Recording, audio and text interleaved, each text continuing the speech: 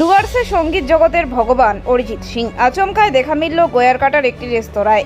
ডুয়ার্সে গায়ক অরিজিৎ সিং সোমবার রাতে গয়ারকাটার একটি রেস্তোরাঁয় আচমকায় দেখা মেলে গায়কের। সেখানে রাতের খাবার খান তিনি। খাবারের মেনুতে ছিল ভাত, ডাল, আলু ভাজা, চিকেন কষা। এদিন খাবার খেয়েই শিলিগুড়ির দিকে অরিজিৎ চলে যান বলে জানা যায়। পুরো দৃশ্য ক্যামেরাবন্দি হয় সিসিটিভিতে। কি কারণে অরিজিৎ এসেছিলেন সে বিষয়ে স্পষ্ট কিছু জানা যায়নি। রেস্তোরাঁর মালিক জানান, এদিন রাতে 2-3টি গাড়ি রেস্তোরাঁর সামনে এসে দাঁড়ায়। তাদের মধ্যে 2-3 জন দুপুরে খাবার খেয়ে গিয়েছিলেন। তারা বলেছিলেন রাতে তারা আবার আসতে পারেন। এরপর রাতে তারা আবার এসে খাবারের অর্ডার দেন। সেই সময় হঠাৎই গাড়ি থেকে নেমে আসেন অরিজিৎ সিং। অরিজিৎকে সামনে পেয়ে খুশি রেস্তোরাঁ মালিক। তিনি বলেন, এত বড় শিল্পীকে সামনে থেকে দেখতে পাবো জীবনেও ভাবিনি। শুনেছি হাসিমারার কাছাকাছি কোনো জায়গায় তিনি এসেছিলেন। খাবার খেয়ে শিলিগুড়ির দিকে চলে যান তিনি ও তার দলের সদস্যরা।